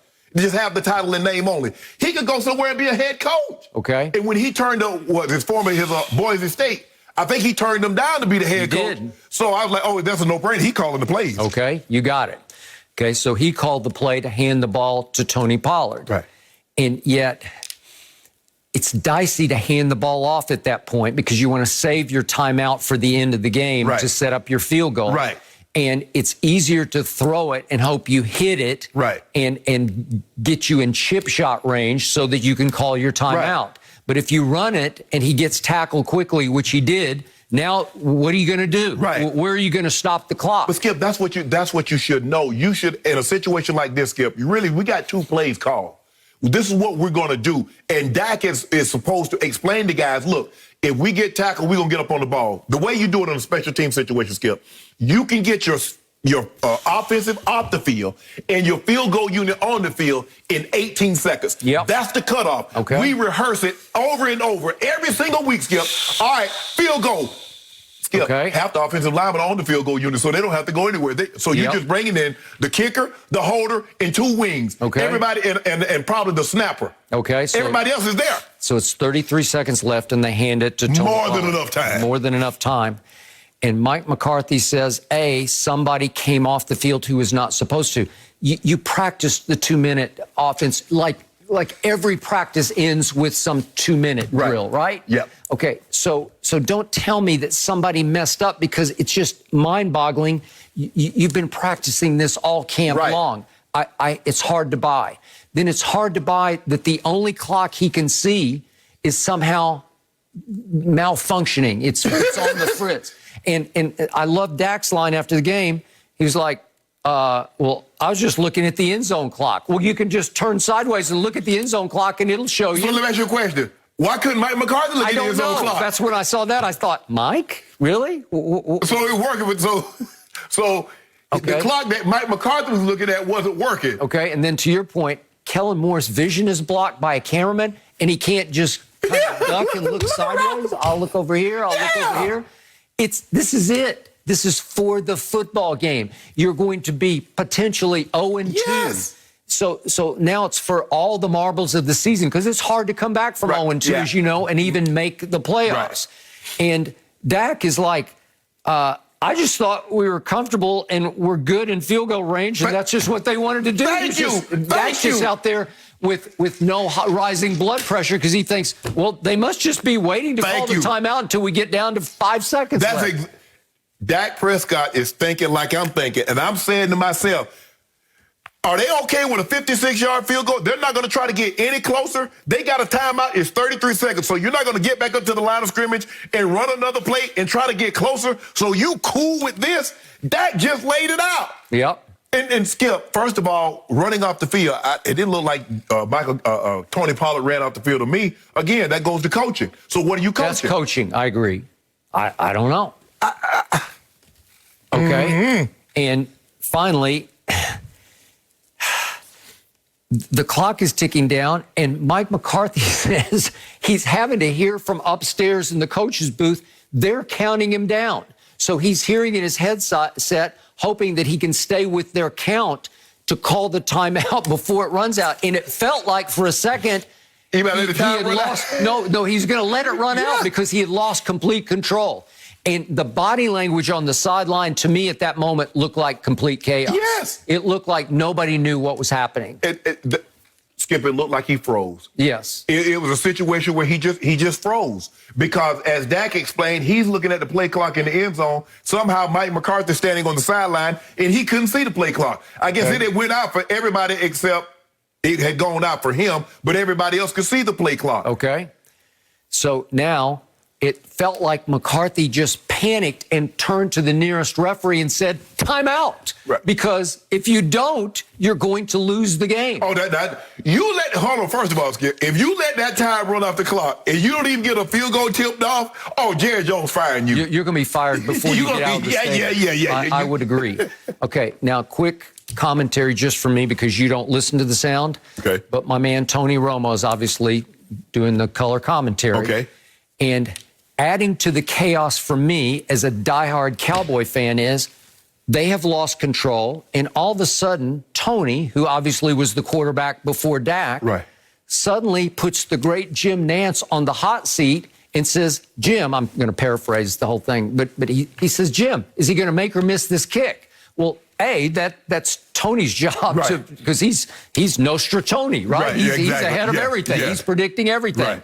And Jim says, well, he says, I feel like he could make. No, Jim, you got to make a call, make or miss. And Jim finally says at the last second, he's going to make it. Well, it felt to me like Tony is still a little bit resentful that Dak took his job. And I think there's still a little part of Tony that gets hurt when they win games because Dak had just gone 5 for 5 in that last drive. What you think? And this is the proverbial announcer's curse, right? Tony is the highest paid at doing what he does. Oh, he's great. Tony Romo would take half that to still be the quarterback. He would. I totally agree. Totally agree. Or more. He'd probably do it for nothing at this point. Because right? Nothing like it. No like golf. I don't care how many birdies or eagles you make. It's not like this. And I think it does hurt him a little bit. And so he was kind of fighting with himself. And then he puts Jim on the hot seat. And I'm like, poor Jim. He says he's going to make it. And I thought as soon as he said he's going to make it, I thought, I'm done. I'm done. And Greg the Leg just nailed it. I thought you was going to say he asked Jim, what is Mike McCarthy doing? Why didn't he call timeout? Well, they were both saying, we don't know what he's doing. They both said he basically lost control. Well, hell, he didn't know what he was doing. Why do you, first of all, why do I got to, look, I need you to count me down in my ear, and I'm looking at the clock right there. Okay? Or the official standing right there, okay, when it gets to 1, or it gets to, with 1 second left, I'm going to call the timeout. Yep. You just turn to him and do that. Okay, so Greg the Leg took him off the hook. He did. He was on the hook, man. He bailed your guy out on that one. Bail me out. I don't know. You feel comfortable with this guy as your head coach? I do not, but I told you coming out of camp, we will win in spite of him. We will rise above him. It's all about Dak. At some point in time, Skip, you're going to have to win a game because of your coaching, because he's going to have to do something. Do you remember at the Giants last year when there was an obvious catch that wasn't a catch and he didn't challenge it? I'm saying, what are you doing? He looking at the Jumbotron. Mike, wake up. But Skip, just throw your flag. What do you have to lose in that situation? In a situation like that, Skip, you throw. What? Okay, guess what? He took the challenge home with him. You can't use it again. I don't know. But Jerry loves him. He's like a new son to Jerry. No, you gonna need to love him. I've just tolerated. Nah, okay. I can't wait till he come in here. I can't wait till we come in here on a Monday. Exactly. Oh, when it's fun coaching? Well, today, not the day. They pulled away the win, and Skip is a happy guy. No mercy. Despite throwing a pick 6 at the start of the night, Lamar Jackson may have played the game of his life yesterday. The former MVP scored 3 total touchdowns and erased an 11-point fourth-quarter deficit to get his first career win over Patrick Mahomes in 4 attempts. And afterwards, Lamar said, quote, "It feels good to get that monkey off our back." Agree. Shannon, how much more sold on Lamar are you after last night? Skip, I've been sold on him. I just think his consistency, in order to be the type of quarterback that he wants to be consistent, that's what he's got to do. It's the routine. Skip, after he threw those interceptions, he went 15 of 19, 215, a touchdown, and then went 80-plus yards rushing the ball and 2 touchdowns. Is that not consistent? That's what we need to see from Lamar. Now he's going to need to transfer that come playoff time, because come playoff time, teams going to make you beat them with your weakness. What do teams do to Lamar to neutralize him? Come playoff time, they take away his legs. Okay, now can you throw the ball? Even if you have to get on the move to do it. He looked good throwing the ball. The jump pass that he threw to Hollywood Brown when they missed the assignment. Skip, the ball was coming out his hand. Andrews, Sammy Watkins, Hollywood. He was just making throw after throw after throw. I mean, he was sensational throwing the football. By the way, we should let's see that, because the jump pass to Hollywood. I'm not sure how he pulled it off, but it was Mahomes-esque, right? Because he's kind of going sideways, and he got enough mustard on it to get it to him, but they had completely blown the coverage. Assignment. Yeah. But that's the thing. He's like, hey. Whew. Like you said earlier, he had Hollywood for a touchdown. He overshot him. He did. This is the consistency. And the thing that you like about Lamar, what makes the great quarterbacks great, Skip? They might not be having a great game, but in the big moments. You remember the Tom Brady's first Super Bowl? He wasn't playing that particular well, but in the moments that he had to have it, you go back and look at history, you look at the great quarterback, it's moments in which quarterbacks have made the name for themselves. The drive. John Elway didn't play particularly well, but when you go 98 yards in under 2 minutes, you make a name for yourself. What Lamar at Cleveland in a playoff game. Now Lamar is going to have to do this. He slayed one dragon. He slayed one demon. He did. He's going to have to do it again, but this time he's going to have to do it in the playoffs. I like what I saw. Being as undermanned as they were, for him to say, you know what? I got this. Yep. Get on your boys' back. I'm going to bring us home. Okay. Even though I know who's on the other side. Hell yeah, I want to go for it, coach. And I'm going to get it. And he got it. As his little buddy from Miami, Marquise Brown, said after the game, Lamar preached on it all week. We are going to do this. And yet he got off to such a horrendous start with 2 interceptions in the first quarter. Right. And he missed Hollywood with the deep pass, Marquise Brown. And it's such a disastrous start that most quarterbacks, even some of the great quarterbacks, would have unraveled on Sunday Night Football up against your arch nemesis, where you've already admitted after the third loss to Mahomes to fall to 0-3, you already admitted there are kryptonite. Well, if you just fell to your kryptonite in the first quarter, a lot of quarterbacks would they'd go in the tank psychologically. They'd just be shot the rest of the game. But, Skip, in a playoff game, you throw 2 interceptions in the first quarter, team hang 24 points on you. Because you see what happened, that it just snowballed. Well, one of them got pick-sixed already. I mean, so one of them, you just gave him 7 right away. Yeah, it gets out of hand early, and you feel deflated like we're at home, but give them, hey. And remember, Kansas City thrives on Honey Badger because he is their Mahomes of the defense, right? Correct. And so he made 2 huge Sunday Night Football plays, and I thought it was over because the one thing Baltimore has not been able to do is to come back from a big deficit, because you almost have to think about throwing the football more than you want to throw the football. And they were all the way down to 35-24. That's with 6:50 left in the third quarter. And they just stayed true to themselves. And it was Lamar who said, not in my house, not on my watch, not now, not ever. I've got this. And I get chills talking about it because I've always told you what I love about Lamar Jackson is his competitive backbone. He will compete at the highest level. He will refuse to lose. He is a baller. He's a gamer. And especially the higher the stakes in the fourth quarter, he will beat you. Remember, he was trying to beat the Raiders single-handedly, and unfortunately that single hand didn't hold on to the football because he had a big fumble lost early fourth quarter, and then he had one late when he got strip sacked. And that's what killed you, Skip. Turnovers are not created equal. Okay. Because he turned the ball over. The Chiefs and the Ravens both turned the ball over twice. But one turned the ball over twice in the first quarter. And other second half. Yep. And that's the difference in your ball. Okay. And Mahomes had a terrific night except for one play. And he reopened the door. It happened, if we could see it, with 2:03 left in the third quarter. It's 3rd and 12, and he says, I've made these plays before. Let me try this one. And it just went sideways. Skip, but he had his head turned to because if he was looking, the guy all he had to do was cut right. Cut right, Skip, look where you go. Look at all that space. I agree. But when you have the greenest light in the history of light, then you just think, I'm magic. I can pull this off. Right. And that was the play that opened the door and then opened the floodgates for a rushing attack. And they came back from 35-24 down late third quarter running the football. He threw it some, and to your point, he was accurate, deadly accurate. Yes. And yet, I'll be the first to say, is Lamar ever going to be the prettiest thrower of the football? No. Absolutely not. Right.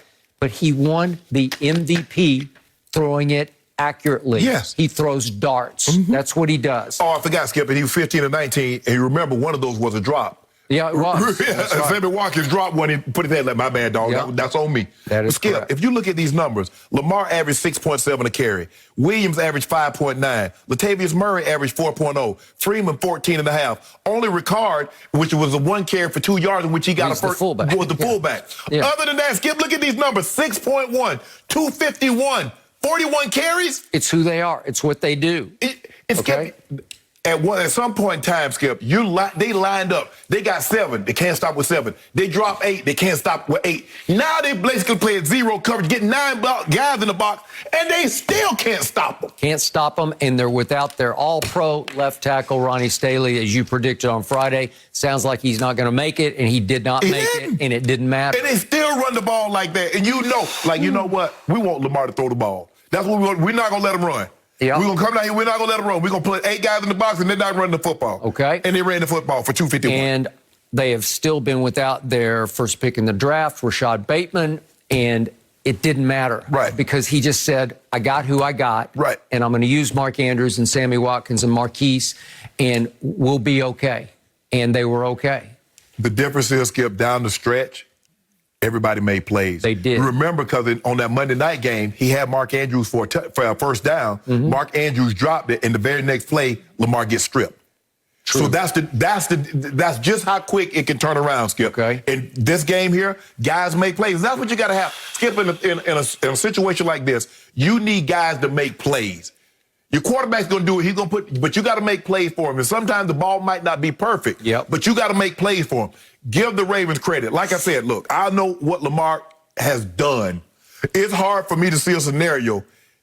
He had a more impressive win than what we saw last night. Greatest game he ever played under the circumstances. 0-3 against that guy. Right.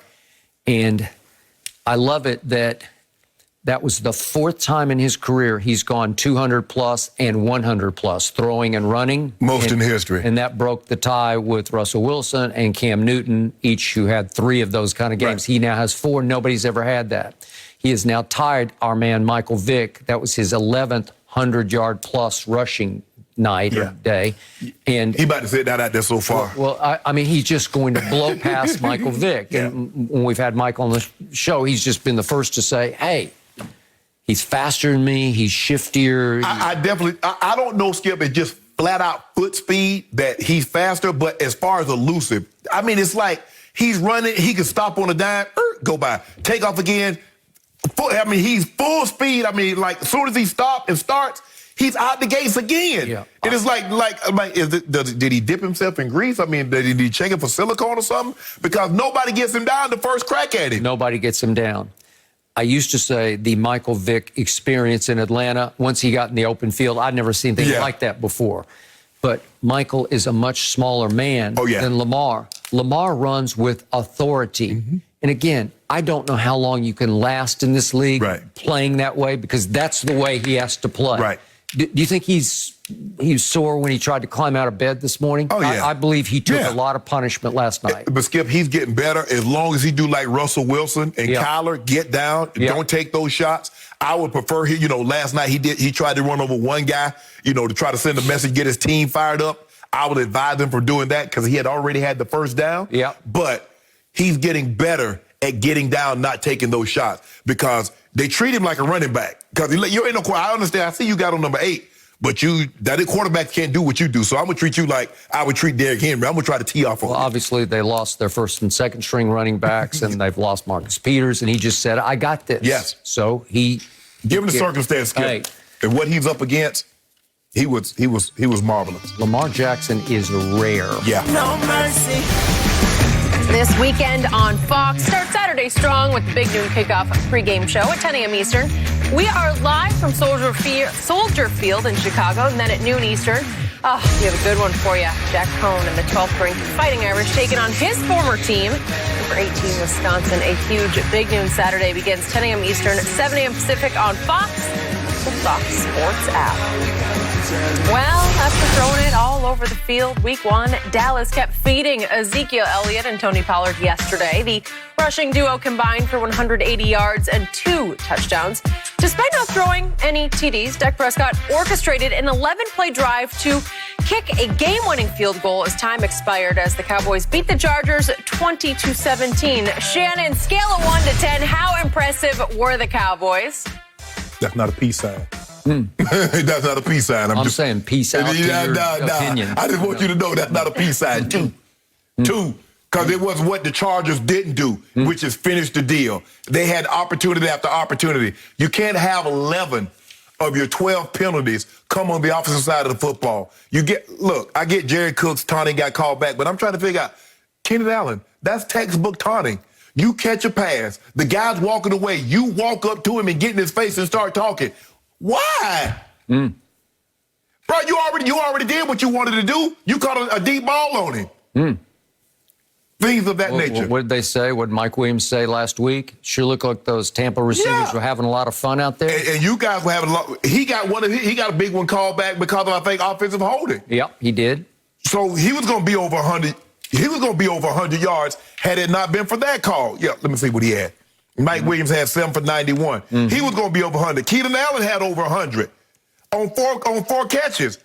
Skip, you can't 3 false starts, an illegal shift, 3 offensive holding, and 2 taunting, even though Cook's taunting call was called back. You can't do that, Skip. Those are 7 drives. You had 7 drives. Normally you have 11. They didn't even punt. The punting got negated because Dallas ran into the kicker. So really, they didn't even punt.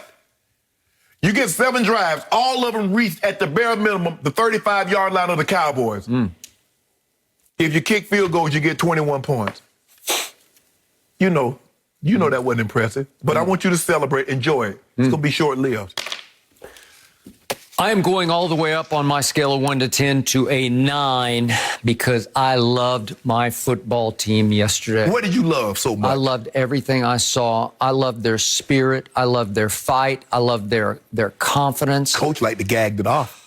What about that one? I've told you since camp, we will win in spite of our coach and our general manager / owner and operator. Yeah. And remember, my team was up against it the way no team was up against it last week because every time I looked at my phone, we lost another player to injury or to COVID or to suspension. And 4 of those starters were gone from the defense, including both of the bookend pass rushers. And you, early in the week, you should have listened to yourself because you said you guys will probably win that game. And then after you heard of this whole spate of lost players, you flipped completely around and said you guys are going to get wiped out by the great Justin Herbert, who had just gone to Washington against the team that you love the most in this division. And he had converted 14 of 19 third downs to beat Washington at Washington. So you figured he would throw the biggest party at SoFi Stadium on my team because my team is suspect at best on defense, and now you've taken 4 starters away. And guess what? He managed to score a grand total of 17 points on my defense because Trevon Diggs is going to be a Pro Bowl player at corner, and he came up with a great interception in the first quarter. If we could see this sends a message to his team. We got this because we got Trevon. This is a big-time break. It's a big-time break, a big-time catch. What we call jet the route. Yep. And he snagged it and held on to it. It was that was about the catch of the day in the game. I'm not sure there was a better catch than this one. And then as it looked like Justin Herbert was about to drive a nail right into our coffin, they got it inside the red zone, and my little man Kazee, who keeps coming up big, he's got contagious turnover all about him, and here it is. Your guy tripped him. Your guy tripped him. I'm just looking at it now. I thought he slipped. Your guy tripped him. No, he did not. Still watching. Your guy tripped him. Well, it was inadvertent. I don't inadvertent. Now it's inadvertent. You went from saying he did trip, and now it's inadvertent. I think he just tripped over the goal line. No, he tripped over your guy. Your guy tripped him. Well, he didn't even look back. He didn't even know. Okay? Well, Kazee was Johnny on the spot. Kazee was a safety last year for the worst pass defense in the history of pro football for the Atlanta Falcons, and now he's rising and shining with a rebirth for my Dallas Cowboys. Right. And what did I predict to you on Friday? I said 2 things have to happen Sunday at SoFi Stadium. I said, number 1, we have to balance up. We have to go 50-50 run pass. And I thought you thought that was improbable to the point of impossible. And Dak Prescott, who had thrown 58 passes to only 18 runs at Tampa Bay, suddenly throws only 27 as my team ran it 31 times for 198 yards. Did you see that coming? No. Does that not scare you? Does that not show you once again? I've predicted this team will win the NFC East by 2 games, and I think you saw it on full display yesterday. We get turnovers on defense. We can run the ball like crazy on offense, and finally we got the formula right because I'm going to give you the stat again. Under Dak Prescott, with him as the starter, when we have run the ball more than we have passed the ball, we are 25-0. And didn't that win yesterday feel like some of those rookie years? Yeah, I was about to say, that was early in his career. Right? Didn't it look like a Dak Zeke game when they won at Lambeau or at Pittsburgh or even at Washington against Kirk Cousins that rookie year? That game resembled that. It had that kind of feeling to me. And we were up against it on defense, but to your credit, you predicted going into the draft, Micah Parsons, the best defensive player on the board. I thought it was Patrick Surtain only because I was need-based, and I think Patrick Surtain is going to make a whole bunch of Pro Bowls for your Denver Broncos. And made a big play yesterday. He made another big play. He's playing at a high level because that's who he is, that's who his dad was, and he is a chip off that block. So I thought, I'll take the 2 Bama corners as my 2 bookends, and I'll be off to the races. Well, Micah fell into our laps, maybe straight out of heaven, because yesterday he saved the day because I predicted on Friday, please put his hand in the dirt. Line him up as a defensive lineman, as a pure pass rusher. And that's pretty much what they did all day. And I thought he caused big problems. You did. For them. And Skip, that's what you do. We call the right tackle, we will refer to him as a fish. And the one thing you don't want to let the fish do is off the hook. So don't let it, you take him to the market. And that's what Micah Parsons did. Every pass rush chance he got, he speed rushed him up the field one time. The next thing you know, he go inside. And then he bullied. So he just like, I ain't fooling with Slade over there. Slade is for real. He's for real. Let me come back over here and put it on you, bro. He's like, can I get some help? I saw a little bit, dare I say, I saw a little Von Miller going on. Just a little bit, because he's got a little Gumby in him. He can bend it off the edge, and he obviously got a burst, and he has some natural strength to him. So when you least expect it, he can just knock you on your butt. Skip, when I watch this kid play, the thing that you look for in a defensive player, especially can he close? You see the way he closed on Herbert on that sack. You watch the way he closed on a running back. You say, okay, man, he about to get some. And next thing you know, you see him close. That's what you look for in a defensive player. Can he close? This kid has tremendous closing speed. Yes, he can play off the ball at linebacker, but there have been very few guys that, they go from middle backer, which he is, and they say, you know what, today, we're not going to let you play the middle. We want you to be a rush in and to be able to have that kind of ability. This kid is special. I thought he was special, and I'm like, if he could just give you half of what he gave Penn State that year, his junior year, you got something special. Okay, so let's quickly look at the 2 calls in question because they came sophomore year. Sophomore year. First and goal play, if we could see the one to Jared Cook in which they called illegal shift. Very interesting. It was a touchdown play. I lost my mind because I thought it was a touchdown, but if we could see it quickly.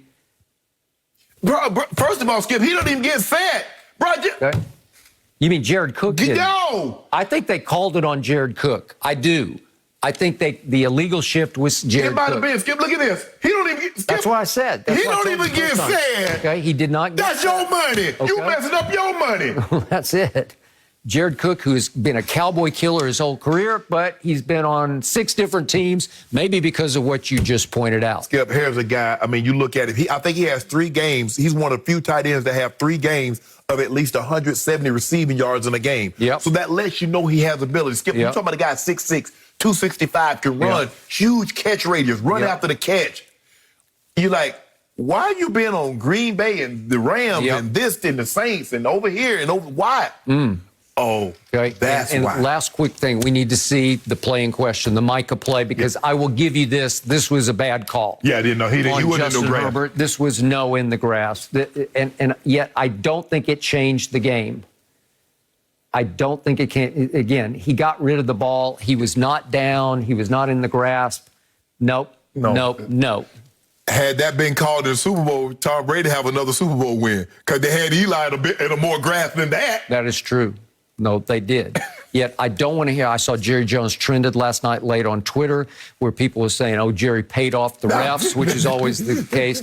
Well, how did he pay off the refs last year at SoFi Stadium when, remember, the opening night? Right.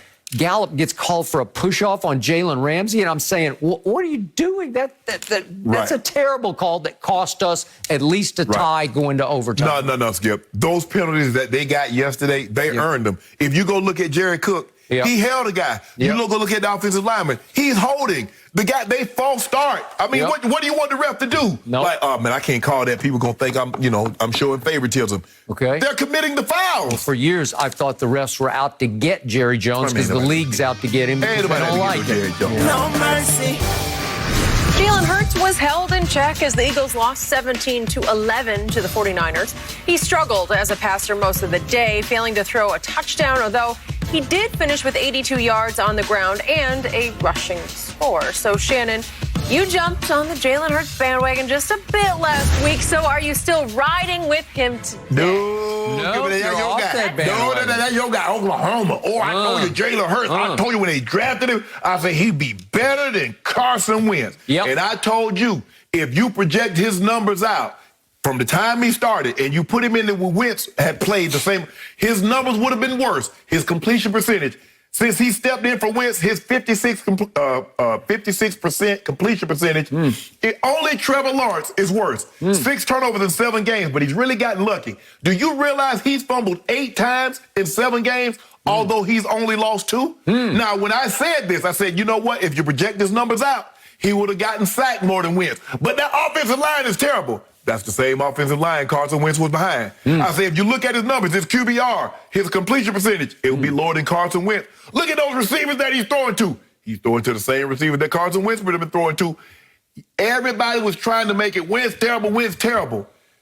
Again, Skip, look what happened. Brooks is out again. Remember, the last 3 years, ACL, Achilles. Now they believe he has a serious chest injury, possible a pec tear. By the way, speaking of Brandon, the other Brandon Graham tore his Achilles. Yep. So he's like, I'm done for the year. Both of them were gone in the second quarter yesterday. And you can't overcome that because the 49ers lost their 3 starting running backs all within the first half. And one of them had to come back in. They've already lost another running back. They down 5 running backs all over the place. And Kyle Shanahan finding some way to get it done, Skip. No, I'm not on Jalen Hurts bandwagon. I think we kind of overvalued them last week because what they did to the Falcons. You and I both believe the Falcons aren't very good defensively. They haven't been good in a very, very long time. But this right here, this Jalen Hurts, Skip, he can have some good games, but is he the question is he the long-term answer for the Philadelphia Eagles? And the answer is yes. I don't believe so. Last week, you thought it was a big yes because you were gushing about Jalen and your Eagles. You had adopted them as the biggest threat to my Cowboys. No, Skip. I never said I believe. I said that's what they're... No, Skip. He's auditioning this entire year for the job long-term. I remember something else last week. You remember you're going to catch this L this week right out here in SoFi.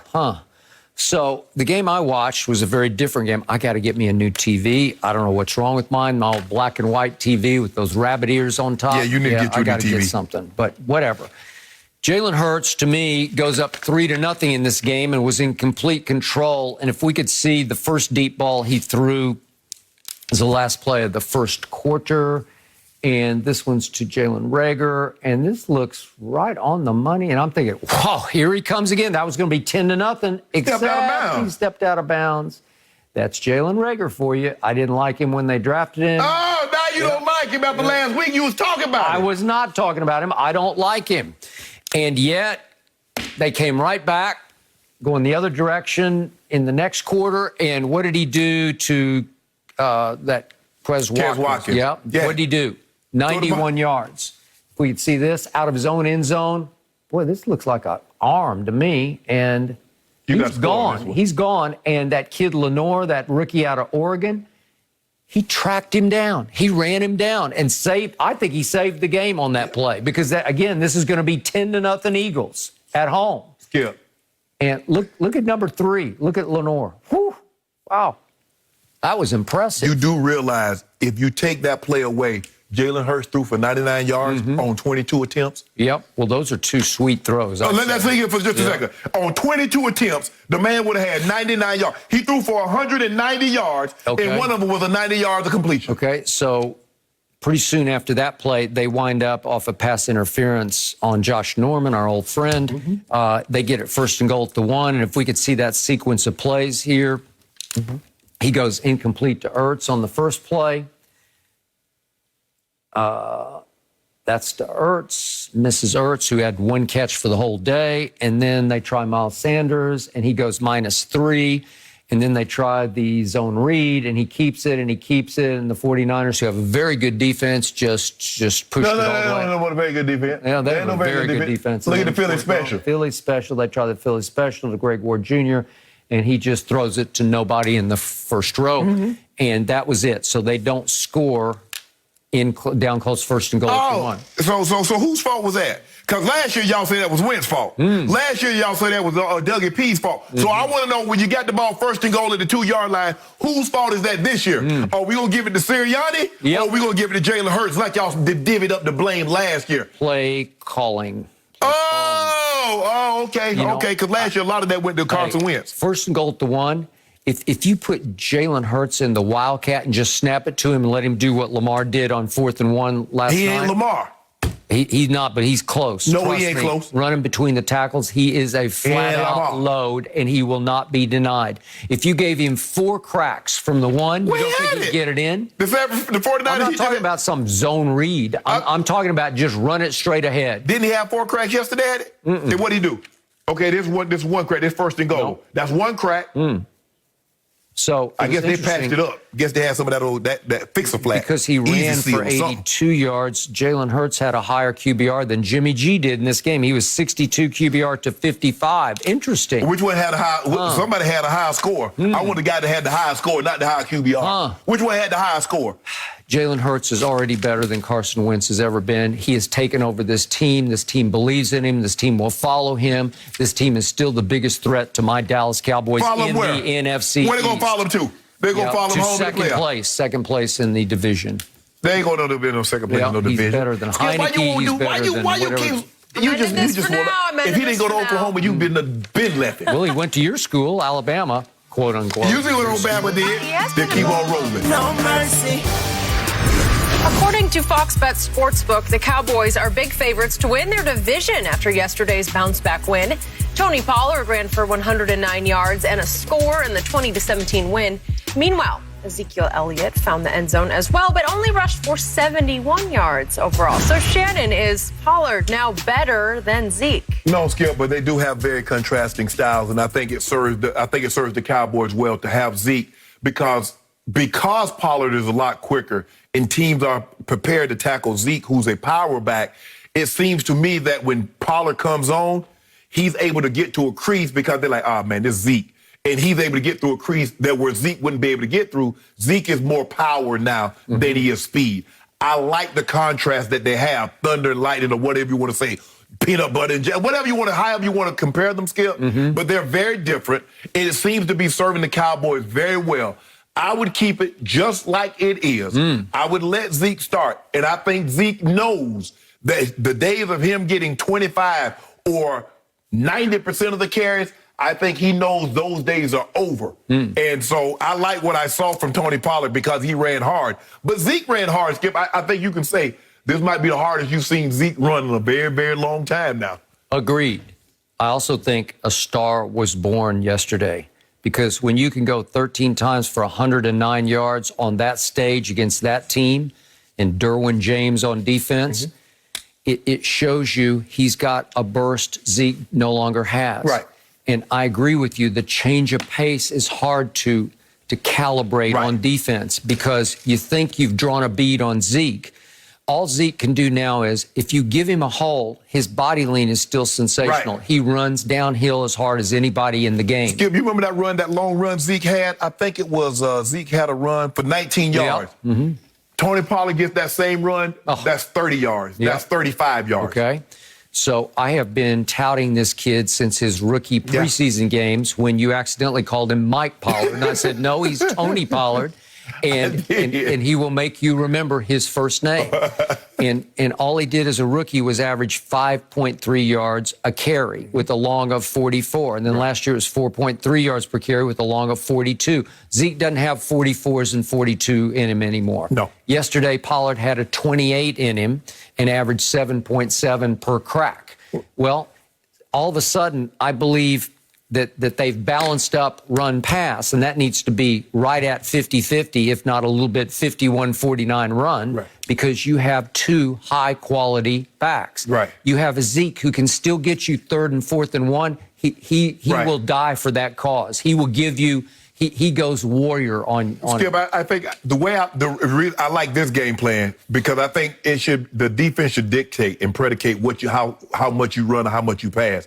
I think they went into the game. They tried to run the ball a little bit, but you know how stout Tampa is against the run.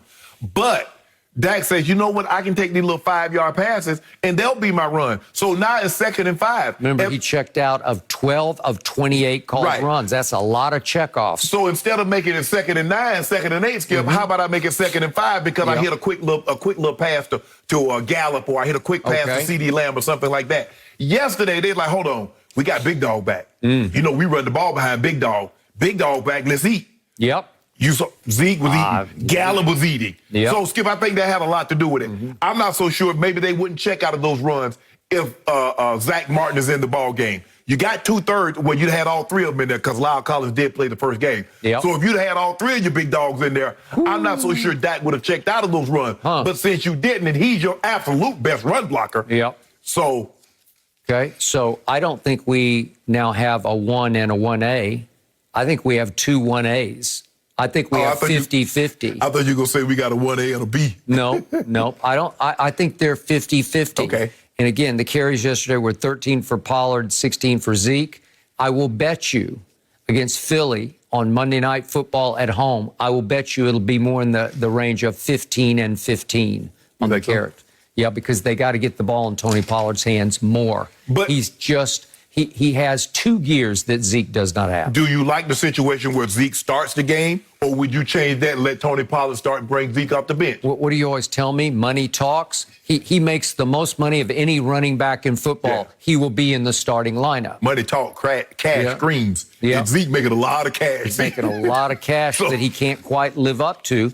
But I did love his small contributions because he had some big runs at key times, and then he caught the big 3rd down pass from Dak at the end. But the difference is, Skip, on 3rd down, Tony Pollard ain't going to give you that blitz pickup like Zeke is. No, I agree with that. And so that's the one thing. He might give you a 44, though. Yeah, he might give you. But what happens when he ain't out on the run? And he ain't out on the pass play, and he's sitting in Dak's lap? 50-50. One guy's in there with the quarterback meet in the quarterback room. Somebody's in big trouble who's going to lose 10 cases of Diet Dew. Who's in the because my team is in the catbird seat. You're the catbird. No mercy. Packers tight end Michael Finley was already on the record saying that Aaron Rodgers looks tired and has lost his hunger to play. And now Finley is telling TMZ Sports that Green Bay should be willing to switch from Aaron to Jordan Love by week 4 if his former teammate continues to struggle. Shannon, can you see this happening? I don't know. Everybody said, Jamaica, whatever I did, I apologize. If I didn't throw you enough balls while you were here, bro, I'm sorry. I wish there was something I could do to make this up to you, bro, but I'm sorry. Hell, Skip, if that's the case, if you're willing to move on from Aaron Rodgers at the quarter pole, you should have let him go this offseason.